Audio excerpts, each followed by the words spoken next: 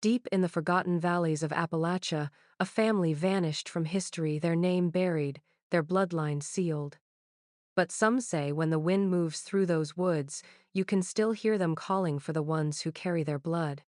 Mist clung low over the Appalachian Valley, curling like smoke through the trees as the morning light struggled to reach the forest floor.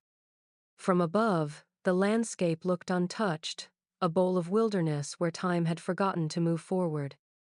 There were no paved roads, no visible signs of modern life, only narrow dirt paths twisting through pine and clay-like veins under ancient skin. Locals said no one had lived down there for decades, not since the mines closed.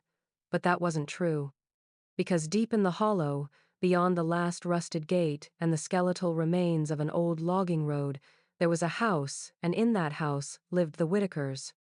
Old-timers in Boone County told stories about them in the same tone they used for ghost tales and war memories, hushed, uneasy, as if saying their name too loud might draw something out of the dark. "They keep to themselves," folks would say. "Ain't right in the head, none of 'em. Inbred, maybe worse." The stories always began the same way. A lost hiker, a missing dog, strange sounds echoing through the valley at night. What made the Whittakers different wasn't just their isolation, it was the way the forest seemed to guard them, swallowing any who got too close. In 1972, Sheriff Donald Hensley led the first official search party into the valley after reports of missing trappers. He was a seasoned man, unshakable, a veteran of both the war and the mountains. But when he returned, pale and trembling, his report was brief and strange. "The people down there," he wrote, "ain't human in the way you or I are. They move different, look different, they know we're watching." That was all. The document was sealed, marked times for internal review only asterisk, and Hensley never spoke publicly about what he saw again. He retired 2 months later, moved to Florida, and refused interviews until his death. Those who've read the original report say it included Polaroid photos, grainy, distorted images of a shack built from scavenged timber and car parts, its windows covered in rags. Behind it, a cluster of figures stared at the camera from the tree line. Their faces were blurred, but not from motion. The distortion, one analyst claimed, came from times within the lens asterisk, as though the air around the subjects bent light differently. When questioned, the deputy who developed the film said he'd destroyed the negatives. He couldn't stand the way they looked back at him. Even today, the valley remains unmarked on most maps, just an expanse of green without a name. Locals call it times Whittaker Hollow asterisk, though few dare venture near. At night, they say, faint lantern light flickers among the trees, and if you listen closely, you can still hear voices thick, wet, and wrong calling to each other in a language that isn't spoken anywhere else on Earth. They found him at dawn, stumbling along the gravel shoulder of Route 19, his clothes torn to ribbons, his feet bare and bleeding. The man's eyes were wide and colorless, darting toward the tree line as though something invisible followed just out of sight. When a passing trucker stopped to help, the stranger clutched his arm with desperate strength and whispered, "They ain't right, they look like us, but they ain't." Then his body went limp. His name, as later learned from a weathered driver's license, was Robert Jenkins, age 34, a drifter with no fixed address and a history of odd jobs across the Appalachian corridor. At the Boone County Medical Center, doctors treated him for dehydration, infection, and what they initially called exposure-induced psychosis. He never fully regained his senses. Nurses said he screamed through the night, eyes wide open, begging them to keep the lights on. When sedatives dulled his panic, he muttered about a place down the hollow, a house that moved when you weren't looking at it, and faces that smiled wrong. Within a week, he stopped speaking altogether. His last recorded words, scrawled shakily on a notepad during a lucid spell, were, asterisk, "Don't go back after dark." Asterisk. Investigators traced his movements backward through the mountains. Jenkins had last been seen hitchhiking out of Harlan County, telling other travelers he was looking for a shortcut to Virginia through the old mining roads. Locals remembered him asking about a settlement rumored to live off the grid, some old mountain folks who never left when the mines shut down. When a store clerk warned him there weren't any people left that far back, Jenkins had simply laughed and said, "Then I'll have the place to myself." That was 3 days before he appeared on the highway, barefoot and broken. The sheriff's office filed a report but quickly lost interest. Drifters went missing all the time. Yet one deputy, a young man named Harold Green, found something strange in Jenkins' belongings, a roll of undeveloped film, carefully wrapped in plastic. When processed, the photographs showed dense woodland, decaying sheds, and in one frame, a faint human shape crouched behind a tree. The figure's limbs were too long, its head tilted at an impossible angle. The lab technician insisted it was a double exposure. Green wasn't so sure. He locked the photos in his desk and told no one. 2 months later, Jenkins was transferred to a state asylum. The admitting physician noted that his vocal cords were damaged, as if he'd screamed for hours without pause. He died the following winter, alone in his cell, his hands clenched around a scrap of hospital linen. The words he'd scratched into the fabric with his own fingernails read, "Asterisk. They remember faces. Asterisk." The trail that Robert Jenkins had taken led deep into the belly of the valley, through a thicket so overgrown that daylight vanished after a few steps. The search party that followed him, 2 deputies, a state welfare officer, and a local guide, had to cut their way through the brush with machetes. The air smelled of rot and iron. They said the forest was unnaturally quiet, the kind of silence that presses against the eardrums until it starts to hum. By the time they stumbled upon the first shack, most of them wanted to turn back. The compound looked like something assembled by memory rather than plan. 5 or 6 structures made from scavenged tin, car doors, and warped planks of barnwood. None had foundations. They leaned against one another like drunks trying not to fall. Animal bones hung from tree branches, strung with twine, clicking softly in the wind. No smoke rose from the chimneys, yet the place smelled of cooked meat and ash. The welfare officer, a woman named Janice Moore, called out for anyone inside to identify themselves. What answered her didn't sound human. Figures emerged slowly from the shadows, 14 of them in total. Their faces were pallid and indistinct, like features half remembered from a dream. They blinked at the daylight, unsteady on their feet. Some laughed when there was no joke. One man crawled on all fours and hissed at the deputies before retreating behind a pile of debris. They all shared the same last name, Whittaker *, though none could explain how. When asked about family ties, they used words like kin or ours, as if bloodlines didn't follow ordinary rules. Their speech was slurred and broken, a patchwork of sounds that only occasionally formed sentences. The deputies assumed they were drunk, but the smell of alcohol was absent. Instead, there was the faint odor of sulfur and decay. One young girl, maybe 12, kept repeating the phrase, "Mama said don't look at the light." When asked what she meant, she turned her head toward the trees and began to hum a long, low tune that made the others rock in unison. At the center of it all sat the matriarch, an ancient woman the others called Time's Aunt Lona, *. Her eyes were clouded, her skin gray like candle wax. She sat on a stool in front of a rusted stove, clutching a wooden spoon as though it were a weapon. When Janice Moore raised her camera, Lona's expression changed. "No pictures," she rasped. "You take faces away when you do that." Her voice carried weight, and the others echoed her words like a warning. No pictures. No pictures. That night, the deputies radioed for backup, but their signal crackled and died. When dawn came, the shacks stood empty. The residents were gone, vanished into the woods, leaving only footprints in the mud and the faint echo of that humming song. The photographs taken that day were later lost in evidence, but those who saw them before they disappeared swore that in the background of every frame, there was one more figure than anyone remembered being there in person. Dr. Ellen March was a quiet woman by nature. the kind who preferred paper trails to people. She had spent 2 decades cataloging Appalachian birth and death records, tracing bloodlines through yellowed certificates and fading county ledgers. But nothing in her career prepared her for the Whittaker file. It began as a routine request from the State Welfare Office, a genealogical review to determine guardianship eligibility for the surviving Whittaker children after the 1972 raid. Ellen expected a few tangled branches, maybe a missing father or two. What she found instead made her skin crawl. The first problem was duplication. Every record she pulled seemed to circle back on itself.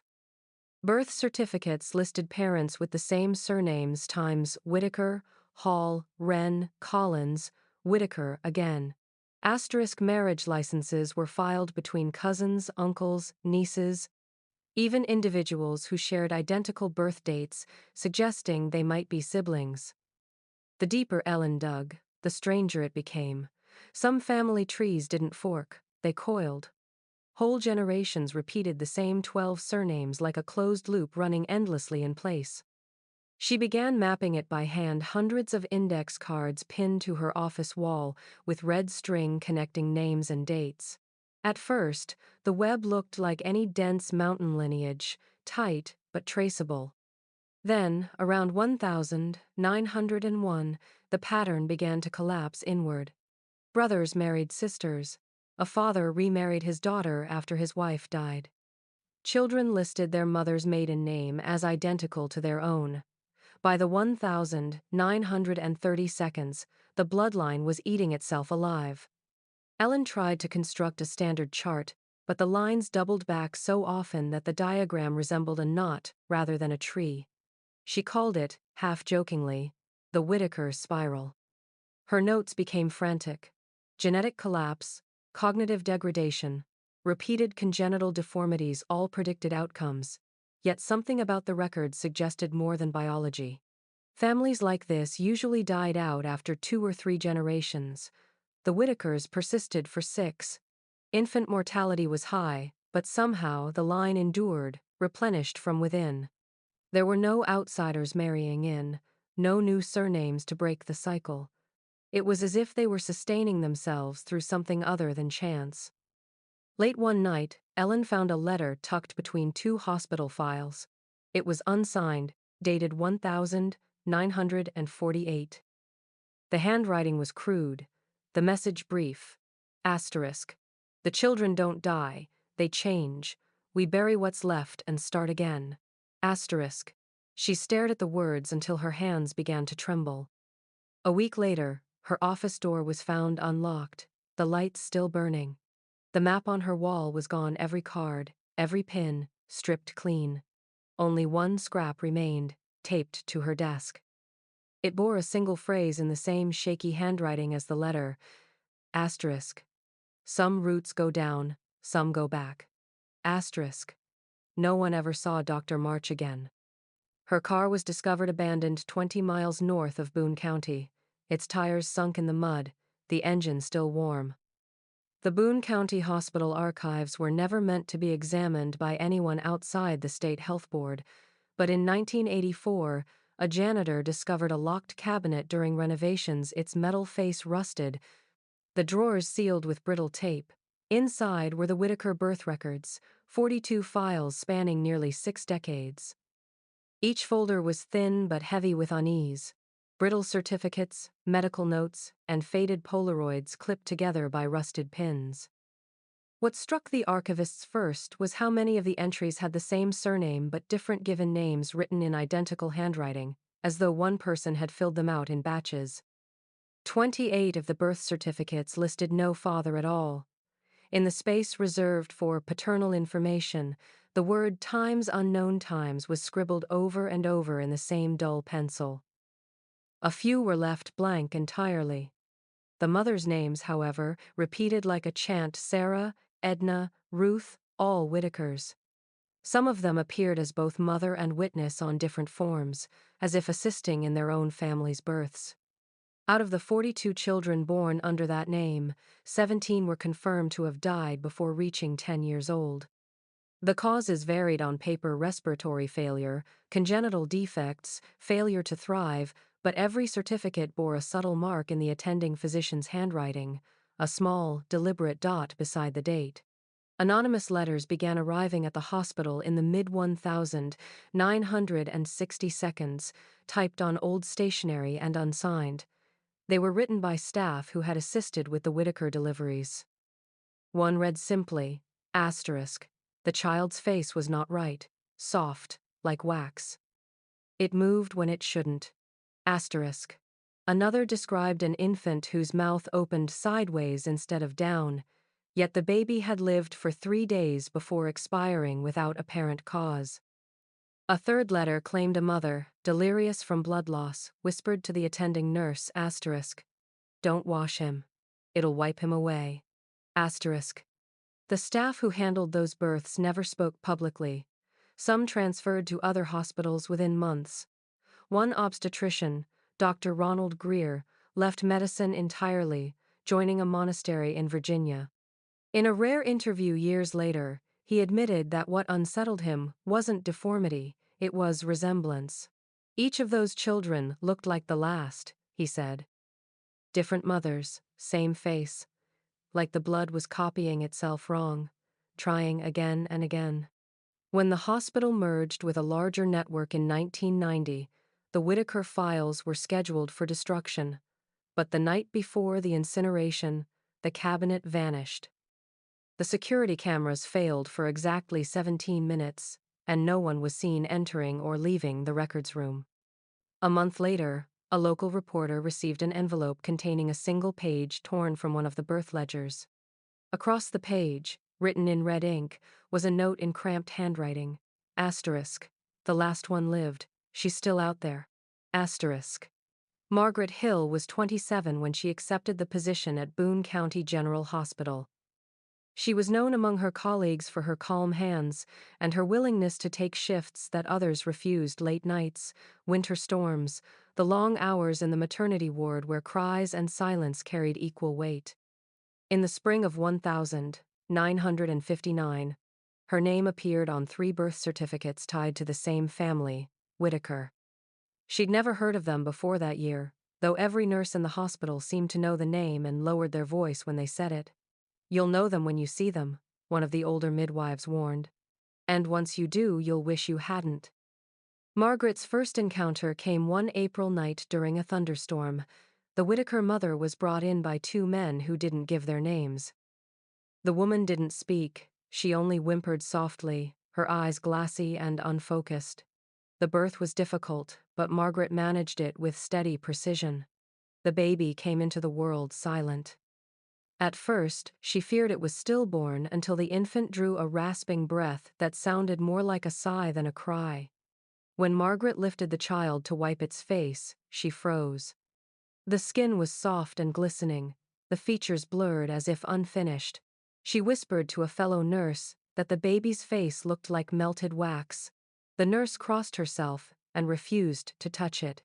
2 months later, another Whittaker child arrived. Then another, each birth stranger than the last. Margaret began keeping notes in a small journal she hid in her locker. The entries grew more frantic over time. No pupils, teeth present at birth, eyes moving independently. Her handwriting in the final entry was nearly illegible.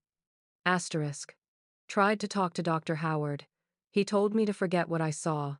They don't want us asking questions. But I can't stop thinking about the one they took away last night. It wasn't dead."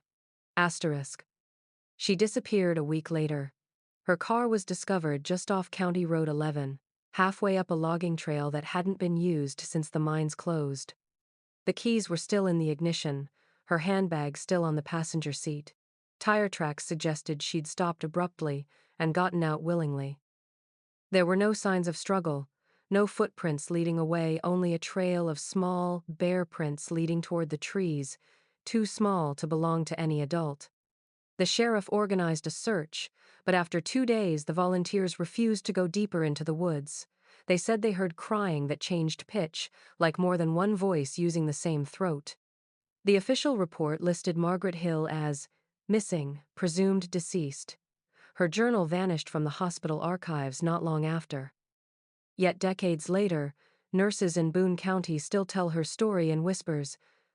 How she tried to take one of the Whittaker babies away, how she didn't make it far, and how, on quiet nights in the maternity ward, the call bells sometimes light up on their own, always from the same empty room where Margaret used to work. The first reports came from hunters who knew the valley better than anyone, men who'd tracked deer through those ridges since childhood, who could tell a fox's scream from a bobcat's cry even half a mile away. They said this sound wasn't like that. It wasn't animal or human, but something in between. It carried through the timber after midnight, low at first, then rising into a warbling pitch that made the hair on the back of their necks stand up. Those who heard it said it didn't echo quite right. The noise seemed to come from everywhere at once, as if the woods themselves were breathing. At first, the sheriff's department logged the complaints under unidentified wildlife. The official line was that it was probably a coyote pack or maybe mountain lions displaced from deeper in the range. But the hunters didn't buy that explanation. One of them, an old trapper named Clyde Denton, recorded the sound on a handheld cassette deck in 1981. The tape was faint, mostly wind and crickets, until a noise swelled from the distance, a wet, rhythmic clicking followed by a drawn-out moan that wavered like a human voice trying to form a word. When Clyde played the tape for the sheriff, the man laughed, but his hands shook as he passed the recorder back. The following year, a deputy named Roy Calhoun decided to investigate for himself. He left a recorder running overnight in the hollow near the abandoned Whittaker compound, hidden beneath a pile of brush. When he retrieved it the next morning, the casing was slick with dew and mud, as though something had handled it. The tape inside was warped in places, but the audio was still clear enough to make out the same strange clicks and groans others had described, followed by a noise that stopped Calhoun cold, a single voice, soft but deliberate, whispering his name. He didn't tell anyone at first. When he finally turned the tape in, the sheriff sealed it as evidence and sent it to the state lab for analysis. The report came back inconclusive. The technicians ruled out human interference but couldn't identify the source. The frequency range, they wrote, fell outside normal vocal parameters. Calhoun resigned a month later, claiming the sound had followed him home. His wife found him sitting on the porch most nights, listening to the woods, saying he could hear them calling sometimes in the same wet clicks, sometimes in words that almost made sense. The original tape still exists, locked away in an evidence box marked Times Whittaker Hollow, Audio Exhibit A*. Only a handful of people have ever heard it played in full. Those who have say the last 10 seconds are the worst. The moment when the clicking stops, the forest goes utterly silent, and a voice, unmistakably human now, breathes into the microphone. I can see you. Leo Hammond wasn't the kind of man easily frightened. He'd spent the better part of a decade photographing America's forgotten corners, ghost towns, coal ruins, and places so deep in the mountains that time moved differently. But in the summer of 1985, a tip from a retired social worker led him to Boone County, and the name whispered like a curse in the bars around Route 19, the Whittakers. According to the stories, the family still lived somewhere in the hollow, hidden behind miles of choking forest. Hammond packed his Nikon, a half-dozen rolls of Tri-X film, and a notebook filled with local directions that mostly consisted of, turn where the trees look wrong. He spent 2 days hiking before he found the first shack. The air was heavy with the smell of wood, smoke, and rot, the silence broken only by flies. He thought the place abandoned until he noticed the movement, something pale shifting just inside the doorway. He lifted his camera, snapped the first photo, and froze as a face leaned out into the light. The skin was paper white, stretched too tight over bone, the mouth open in what might have been a smile but wasn't. Behind that figure, others gathered, drawn by the click of the shutter. They didn't speak. They only stared. Hammond shot quickly, methodically, his hands trembling, but steady enough to wind each frame. He captured what he later described in his field notes as a family that doesn't belong to any century. The images showed men and women crouched low to the ground, their limbs oddly jointed, their eyes glassy and unfocused. In one frame, a young girl crawled toward the lens on all fours, her hair matted, her mouth slack. Another photograph caught two figures perched on the roof of a shack, watching him from the edge like carrion birds. When Hammond returned to civilization 3 days later, he went straight to his darkroom. The first prints emerged slowly in the chemical trays, grainy, stark, otherworldly. Even he felt uneasy looking at them. He sold the series to Time's Appalachian Review*, a small magazine known for exposing rural poverty. The issue hit stands in October, its headline simple and damning. The family in the woods. Within a week, every copy was recalled. The official explanation cited ethical concerns regarding the depiction of vulnerable subjects. Unofficially, government agents visited the magazine's offices, confiscating the negatives. Hammond tried to fight the censorship. He gave one interview to a local radio host, his voice tight with frustration. "They weren't just poor," he said. "They were wrong. Their eyes didn't see the way ours do. That recording was never aired." By the following spring, Hammond was gone. His car was found at the edge of Whittaker Hollow, the driver's side door open, the keys still in the ignition. His camera bag sat on the front seat, but the film rolls inside were all blank, overexposed to pure white.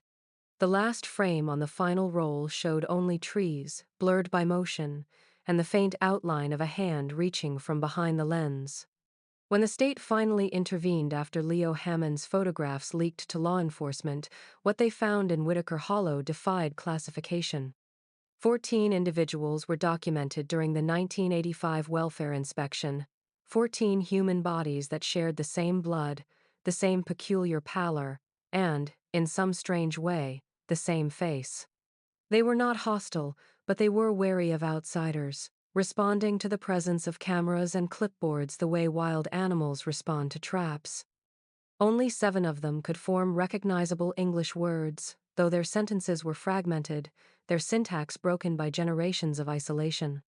The rest communicated in guttural tones, short bursts of breath and clicks that seemed to carry meaning only they understood. The youngest, a boy of perhaps 5, flinched when the social workers tried to touch him. He had never worn shoes, and his feet were calloused like stone. The oldest, identified as Aunt Lona, sat in a chair on the porch and muttered to herself in a dialect no one could trace. When one of the agents offered her food, she refused, shaking her head violently and saying, "Ours eat from ours." No one knew what that meant. 3 of the family members were entirely nonverbal. They would not respond to names, light, or sound. They only rocked where they sat, eyes darting in opposite directions, mouths twitching with nervous repetition. One of them, a tall man with hands too large for his frame, spent hours tracing invisible shapes in the dirt, over and over. The doctors noted the motion appeared purposeful, as if copying something seen, but not remembered. 2 others had never once stepped beyond the property's boundary. Their skin was almost translucent, their pupils abnormally wide. When sunlight touched them, they hissed and retreated into shadow. The welfare team described them as feral, but even that word failed to capture the quiet intelligence behind their eyes, a watchfulness, an understanding without language.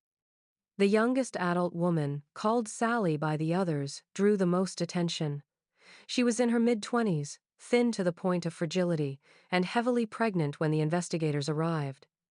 Her medical records, such as they existed, revealed a pattern: 1 birth every 2 years for nearly a decade. No men outside the family had been seen near the property in that time. When pressed about the fathers, the family grew agitated. Sally herself simply smiled faintly and said, "They come from us. Always have." DNA testing was inconclusive. Samples degraded, blood types didn't match, and the paternity of her children could not be determined. Rumors circulated among the investigative team that some of the children bore features that didn't seem to belong to anyone living, or even entirely human. When asked if she'd ever considered leaving, Sally looked toward the woods and whispered, "We can't leave. The roots don't let us." The following week, the team returned with court orders for removal. By then, the Whittakers were gone.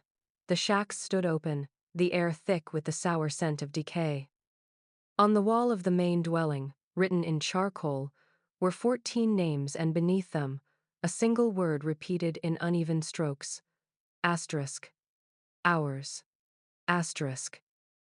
In 1992, the University of Kentucky's Department of Human Genetics received an anonymous crate of biological samples, vials of blood, hair, and tissue slides, labeled only with the word times Whittaker asterisk. The package arrived without a return address, accompanied by a brief typewritten note, asterisk analyze without bias, compare for duplication, asterisk inside the department, a quiet debate erupted. No one knew where the samples had come from, but the specimens were pristine, preserved in a way suggesting recent collection. Curiosity won out over caution, and the faculty began what would later be called the bloodline study. At first, the results were baffling. The genetic markers were nearly identical across multiple samples. Not just similar times, identical. Asterisk.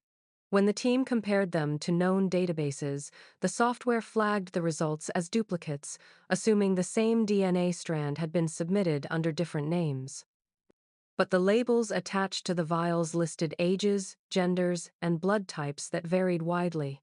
According to the accompanying datasheet, they represented 14 individuals.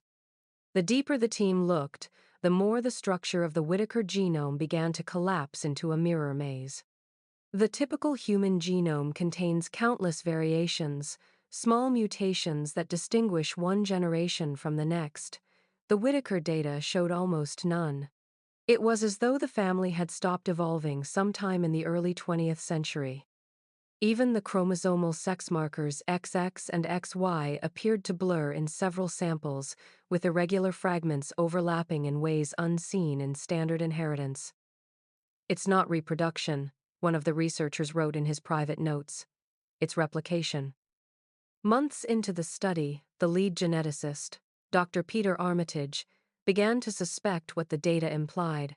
The Whittakers were no longer a family in the biological sense. They were copies of copies, the same genetic sequence endlessly recycled. Several of the genomes matched not as parent and child but as direct clones, perfect replications of one another's chromosomes. It was a kind of genetic stagnation that should have been impossible without laboratory interference. Yet these people had lived, aged, and reproduced naturally or unnaturally without the outside world's aid. When Armitage presented his findings to the university board, they ordered the report sealed. The official explanation cited ethical violations in sample acquisition. Unofficially, federal agents visited his office 2 days later, confiscating his files. Colleagues said Armitage was visibly shaken afterward. He told one technician that he'd seen something in the final sequence alignment, something that didn't belong in the human genome, a repeating strand that glowed under spectral imaging like a woven signature. 2 weeks later, the lab burned down in what the fire department called an electrical accident. Armitage survived, but left academia, moving west under a different name. Before he disappeared, he sent one final letter to a former student. In it, he wrote, asterisk, "The Whittakers are not mutating, they're preserving something." It's as if the code knows it's dying and keeps making the same version of itself over and over to survive. Asterisk. The letter was never published, the samples were never recovered. But fragments of the report leaked years later, and buried in the appendices was one chilling sentence, scrawled in Armitage's own hand. Asterisk. Several of the specimens show no generational distance at all. 14 bodies, one genetic identity. The purge began quietly. the way these things often do, not with alarms or headlines, but with the soft shuffle of papers disappearing from drawers. It started in the Boone County Records Office in the spring of 1993, when a clerk noticed several case numbers missing from the birth registry. At first, she assumed it was a filing error. Then she realized the missing files all shared one name, Whittaker. Within days, the hospital archives in neighboring counties reported similar gaps. Decades of medical charts, welfare evaluations, and coroner reports had vanished, as though the family had never existed. By summer, the loss had spread statewide. When an internal inquiry was launched, the supervising archivist, an old man named Harold Finn, found his office sealed and his clearance revoked. He'd been there 40 years and had never seen an order like it. The official memo from the Department of Public Health cited bioethical containment, a phrase no one could explain. The language was clinical but ominous, suggesting the Whittaker records were being quarantined, not deleted. Finn told reporters off the record that he'd watched men in plain suits load boxes of files into unmarked vans. The men wore gloves and masks, and their badges bore no recognizable insignia. Hospitals, welfare departments, and the sheriff's office all received the same notice. Cease inquiry into Whittaker case material. Forward all remaining documentation to Central Review. Those who refused were reassigned or, in some cases, simply disappeared from staff rosters. One nurse, who'd helped deliver a Whittaker infant in the 1960 seconds, later said that she'd been visited at home by government people who confiscated her journals.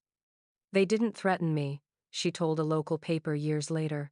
"They just told me the bloodline wasn't my concern anymore." Behind closed doors, rumors spread among university circles that the order had come from a federal branch, something beyond the jurisdiction of state health or law enforcement. Some said it was the Department of Energy, others whispered about the CDC. But the strangest theory came from within the medical community itself, that the Whittaker genome, revealed through the 1992 study, contained an anomaly that warranted containment. Not to protect the public from them, but to protect them from the public. By 1995, every official trace of the Whittakers was gone. Their land was condemned under environmental risk, the photographs locked in sealed archives, the names redacted from census data. The few people who tried to expose the cover-up found themselves facing silence or ruin. One investigative journalist, Linda Cray, obtained a partial copy of the state order before her editor pulled the story. The document was heavily censored, black bars consuming nearly every line except one. Subject lineage demonstrates persistence of non-divergent human code. Directive: indefinite restriction under rural case reciben. To this day, the file remains classified. The box, if it still exists, is rumored to be stored in a federal facility beneath Lexington, labeled simply with 2 words stamped in red ink.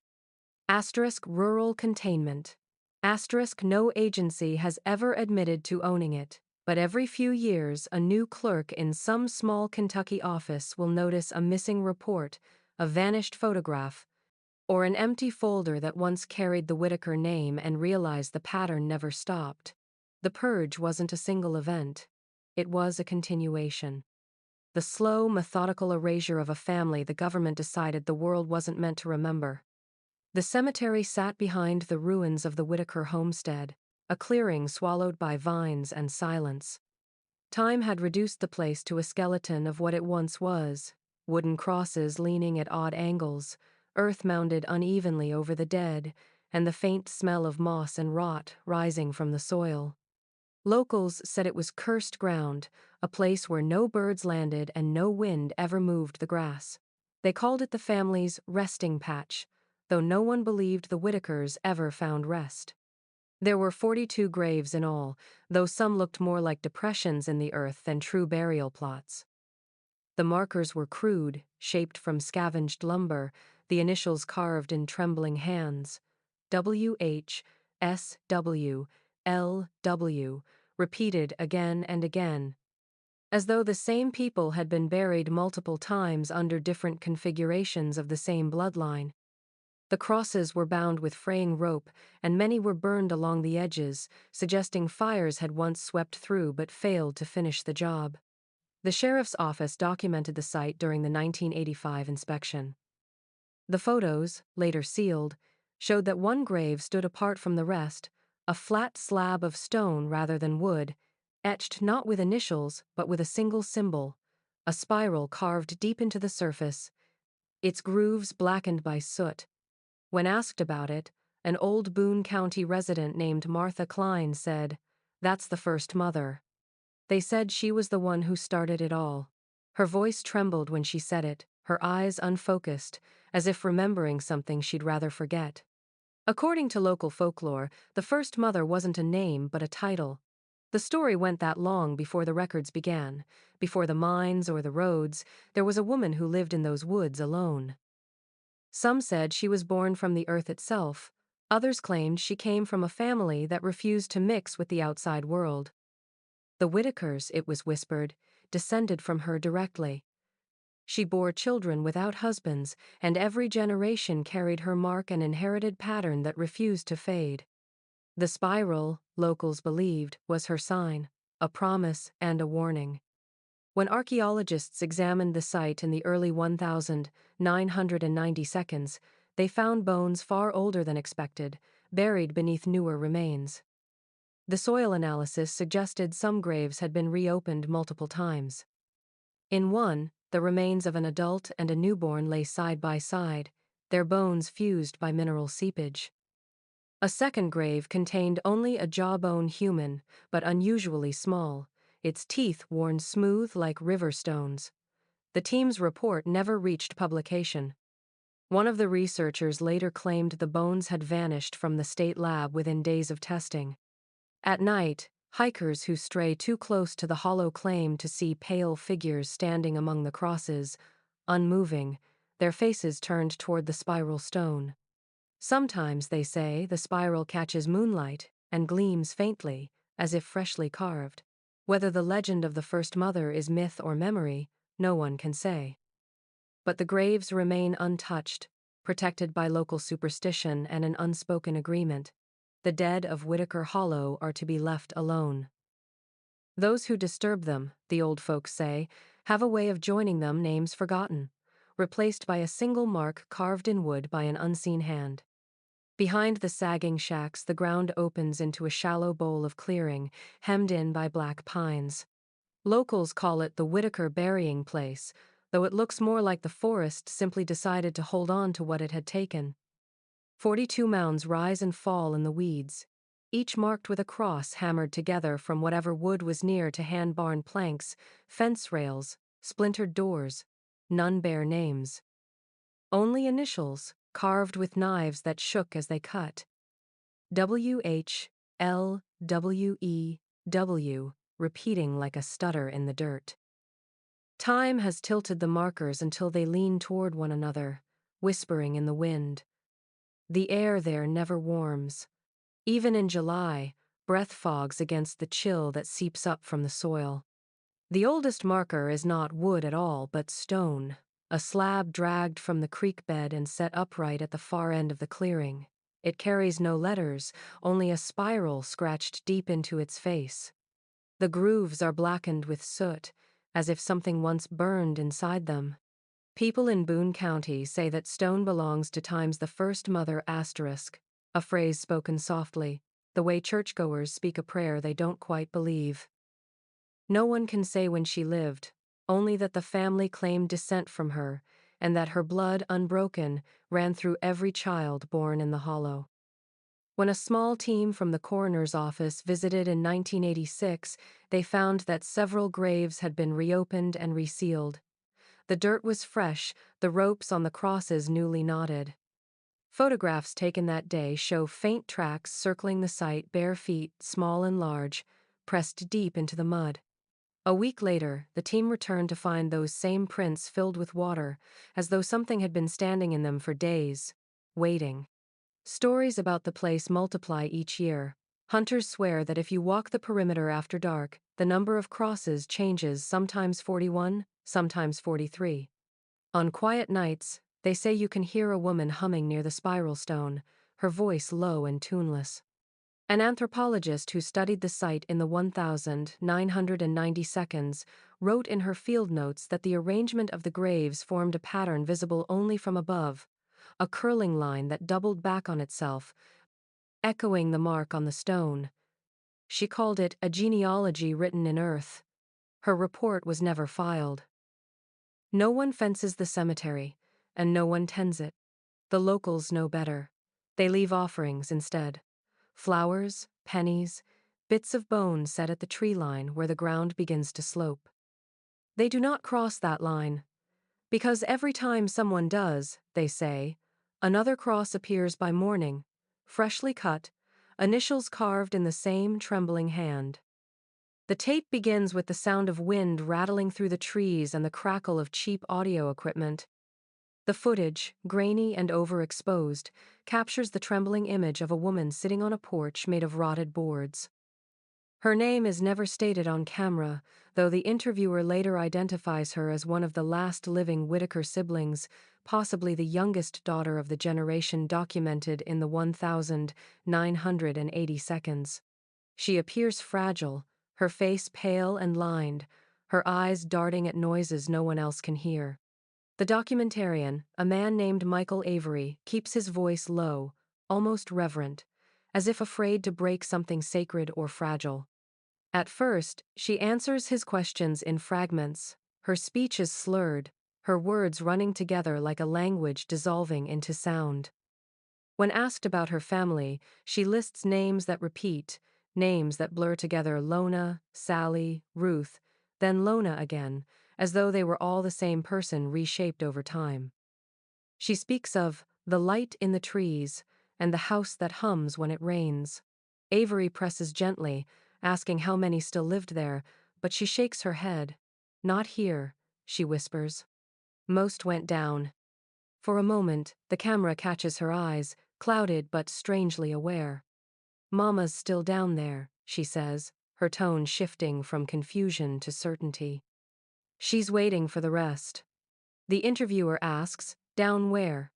The woman points with a trembling hand toward the woods behind the property, where the land dips into a thicket of briars and rock. The shafts, she murmurs.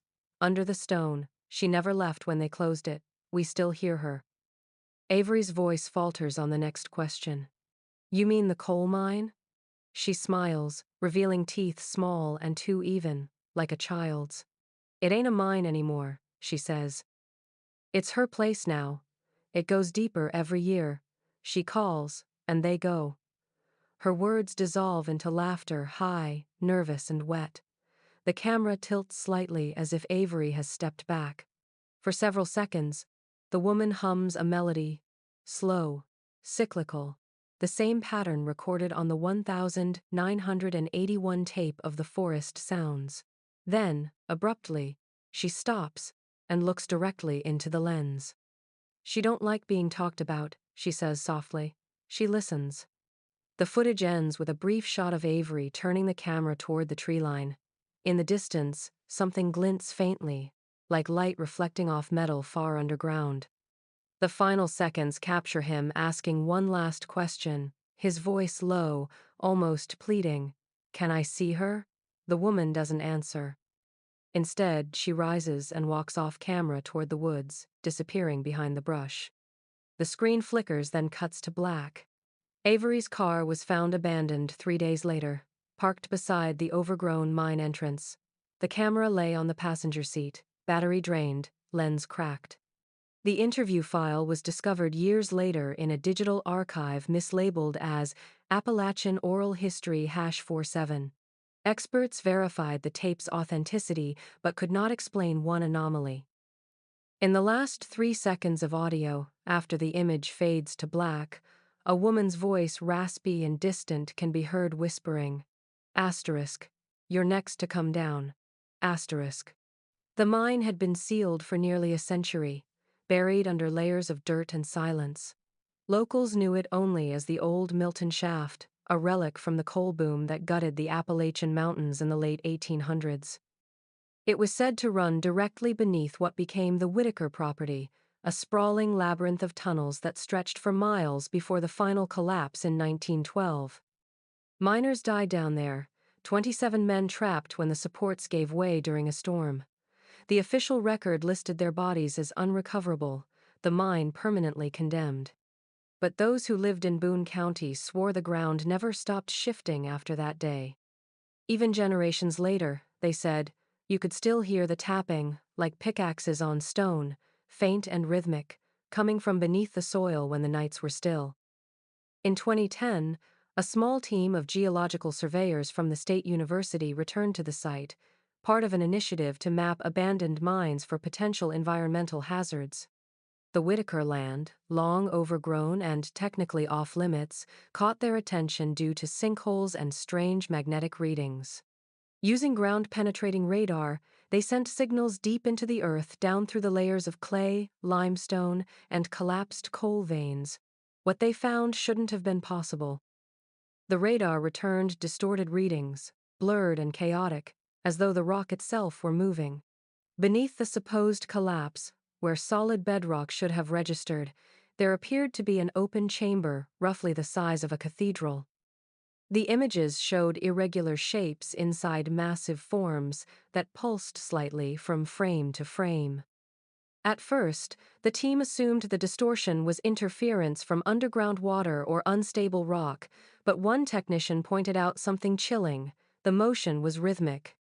It came in intervals, like breathing. They reran the scan twice more. The results were the same: something large was moving deep within the sealed shaft.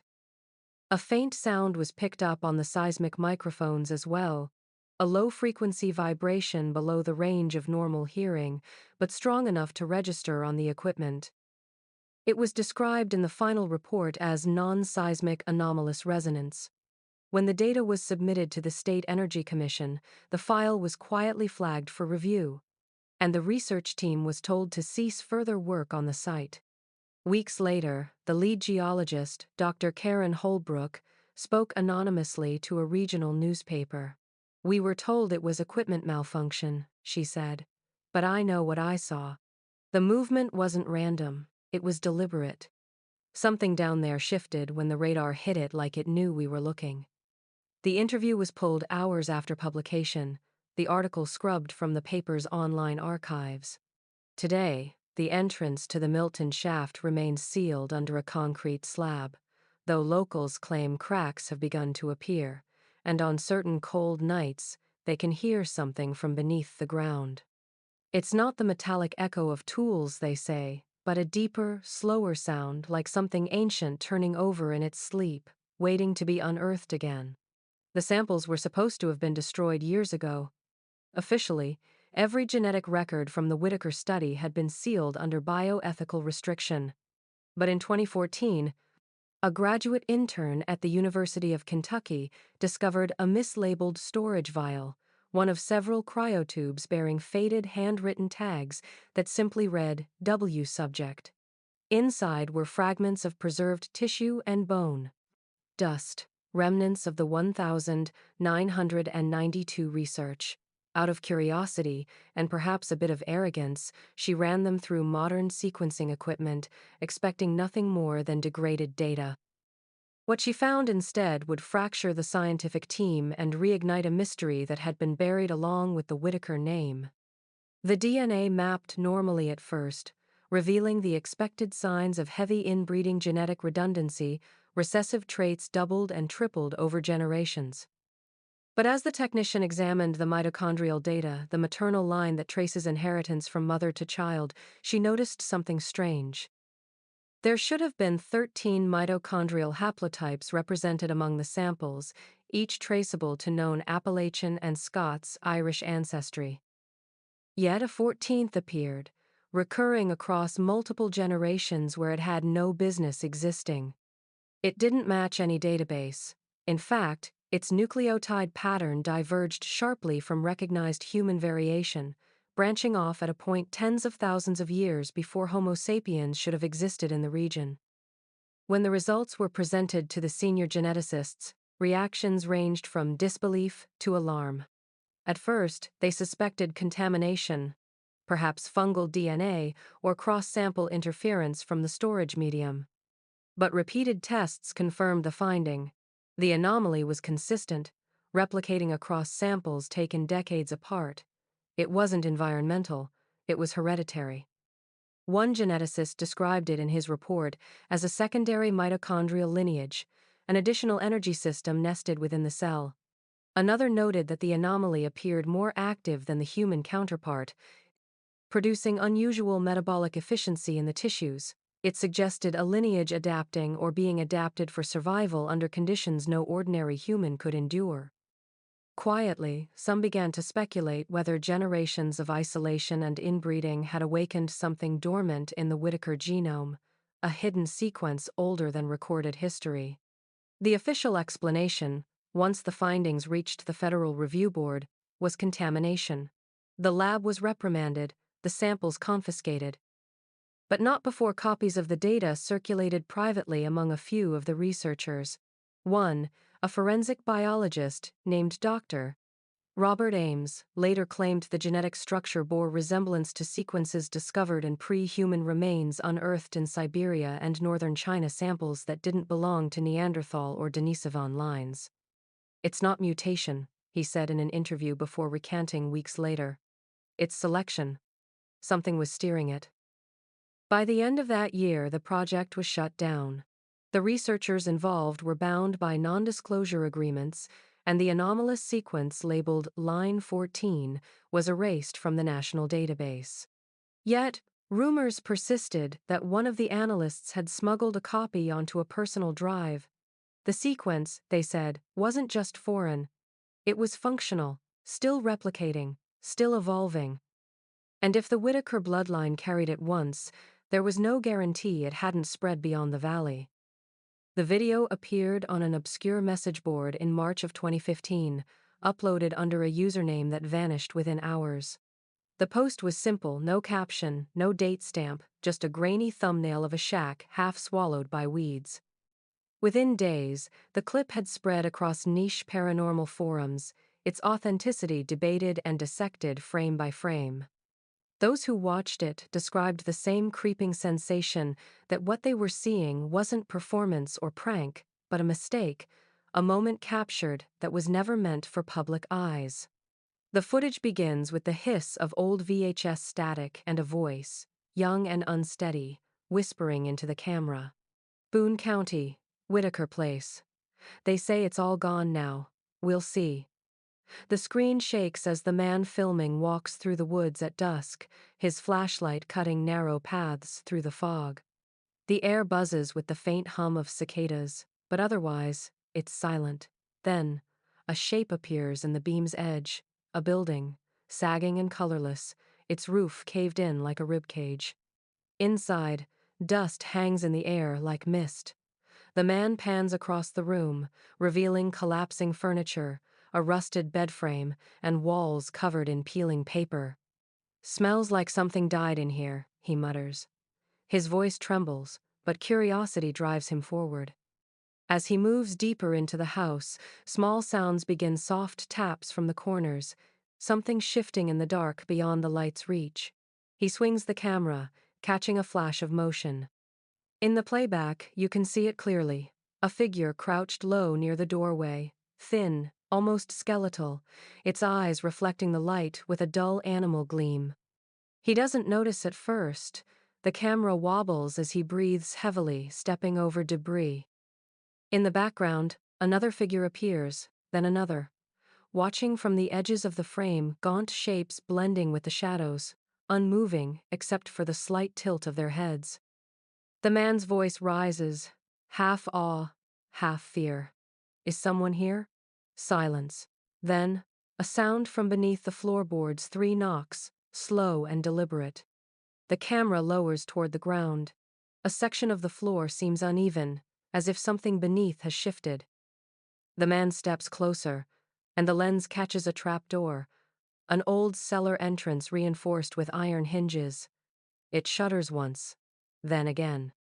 The knocking grows louder, turning into a scraping sound, like nails dragging across wood.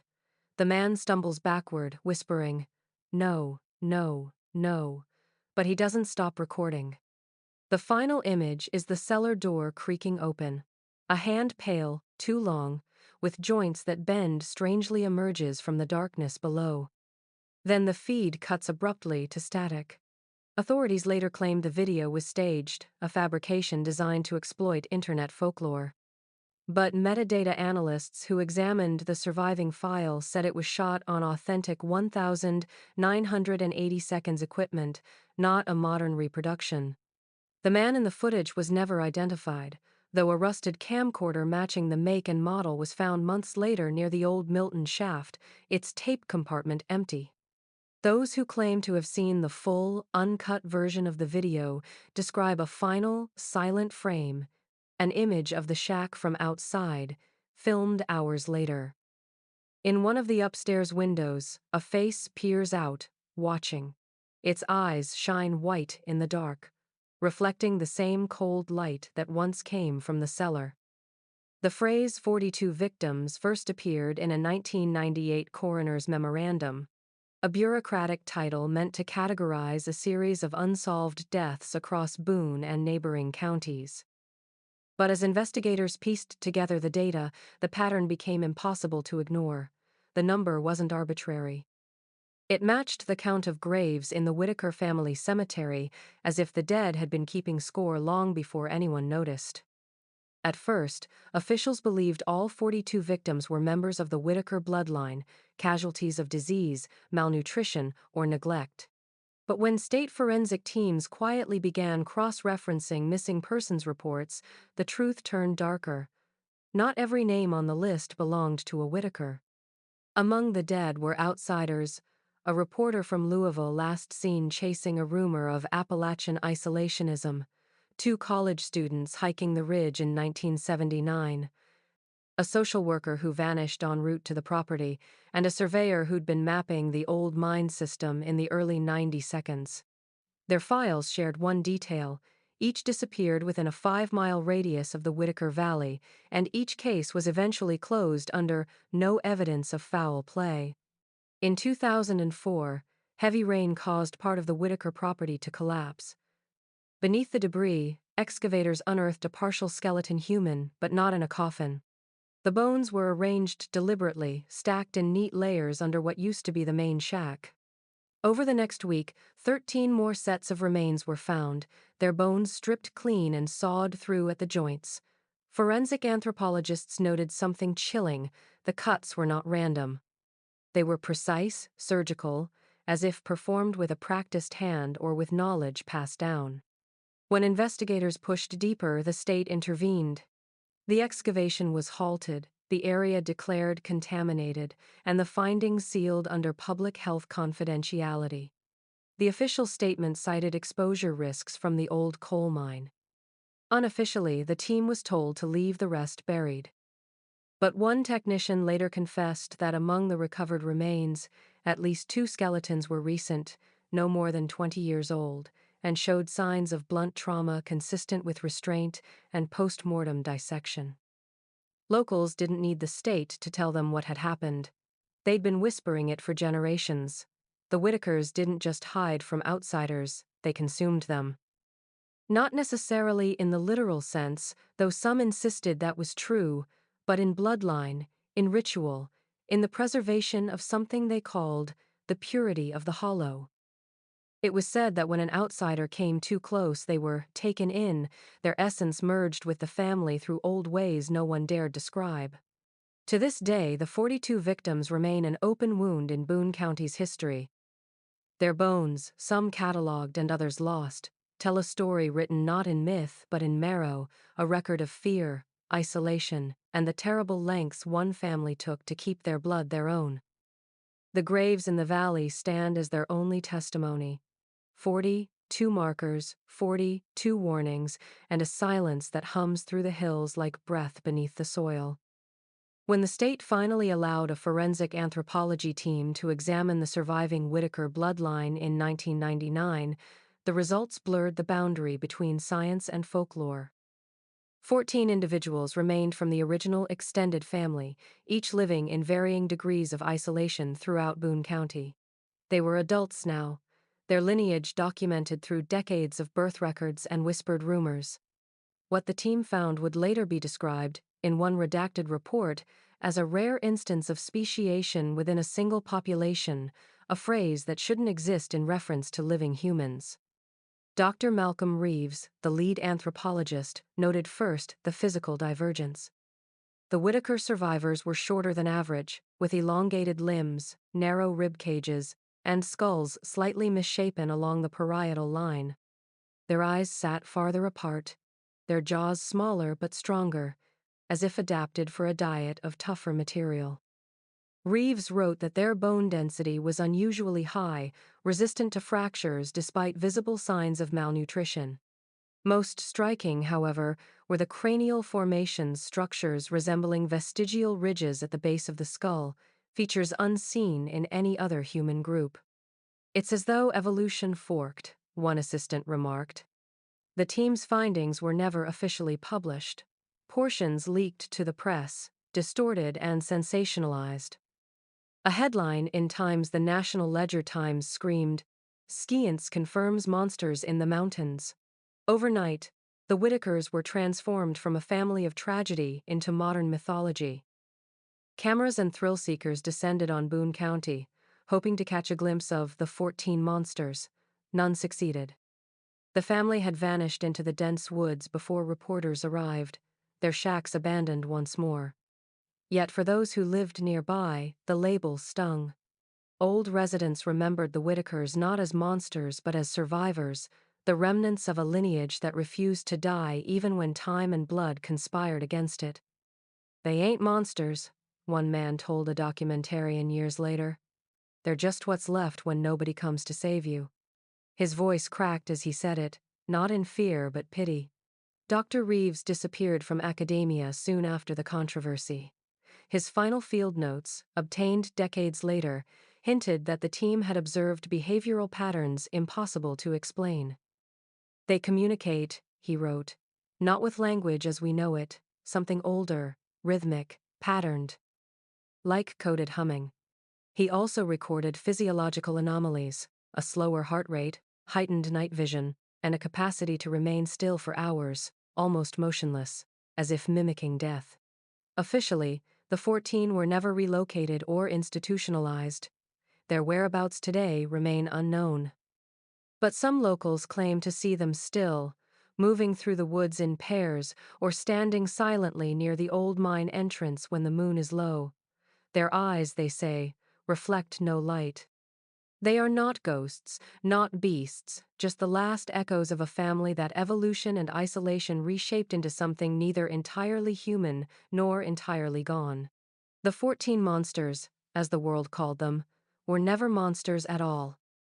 They were simply the evidence of what happens when a lineage is left too long to its own design, when humanity folds back upon itself and becomes a mirror of something ancient, something unfinished, waiting patiently for the world to forget it again.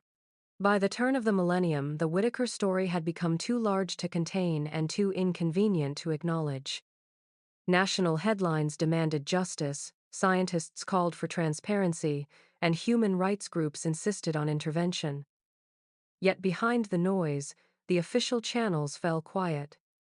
Boone County Courthouse records stopped at 1,999. Case files disappeared from the sheriff's office.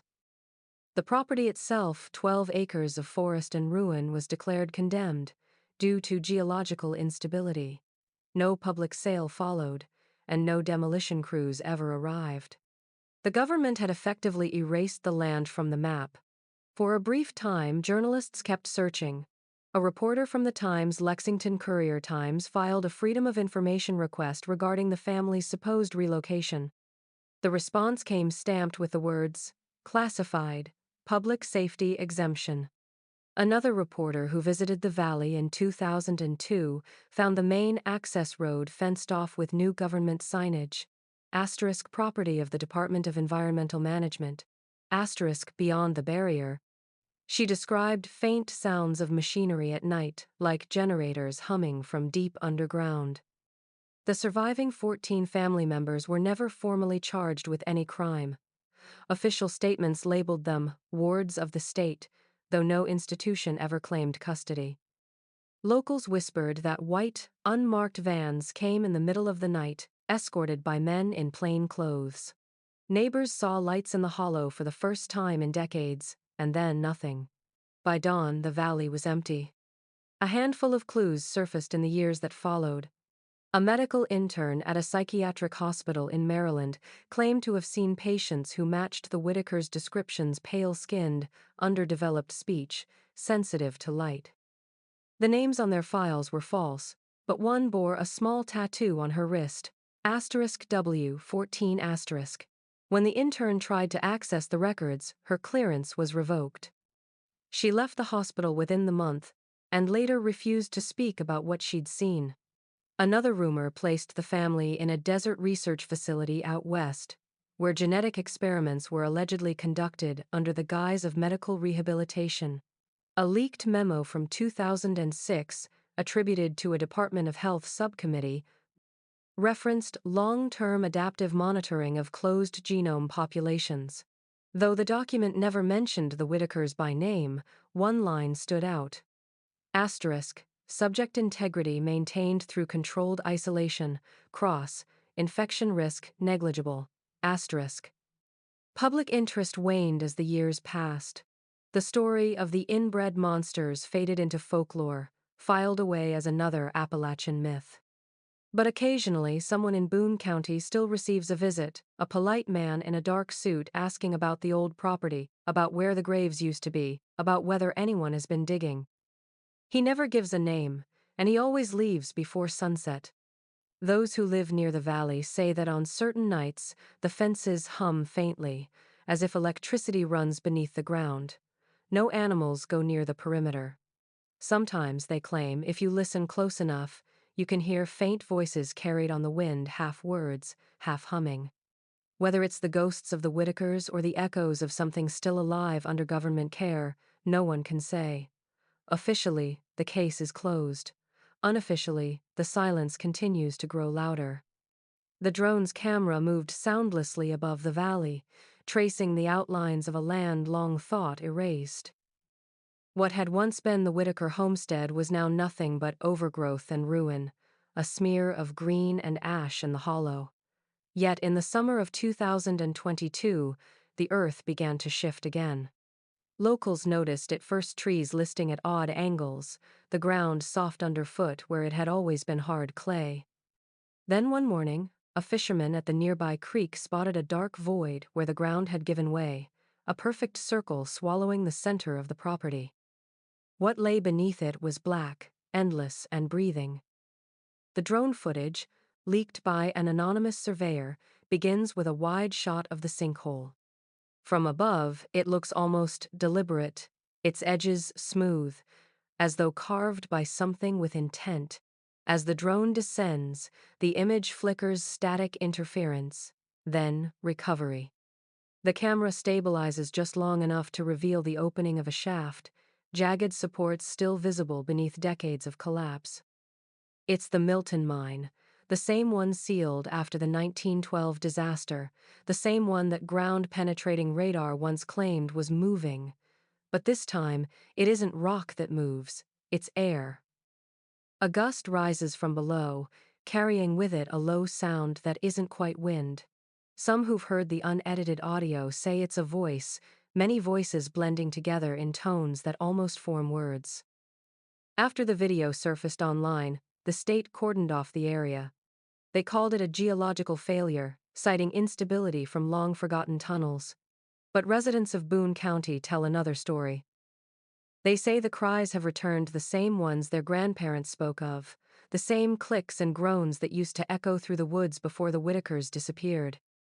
On still nights, when fog drapes the valley like a shroud, the sound rises again, faint but rhythmic, like breathing filtered through stone. 2 hikers who ventured near the site last autumn described finding melted animal bones around the perimeter, as if something beneath the ground radiated heat. Others swear they've seen movement near the sinkhole's edge. A pale figure standing still among the trees, its shape too thin, too long. The government dismissed these accounts, but the fences went up again, topped with barbed wire and sensors that glowed faintly red after dark. The documentary closes on the last frame of the drone footage. The camera, tilting slowly downward, catches a flicker of motion deep within the shaft, a pale glimmer vanishing into black. Then the feed cuts to static, replaced by the narrator's voice, calm and cold as the hills themselves. The Whittakers are gone, but their blood remains somewhere in the hills of Appalachia, waiting for the next voice to call it home. The screen fades to black, and in the silence that follows, if you listen closely, you can almost hear the echo, a low hum, rising from somewhere deep beneath the earth, where the family's story never truly ended.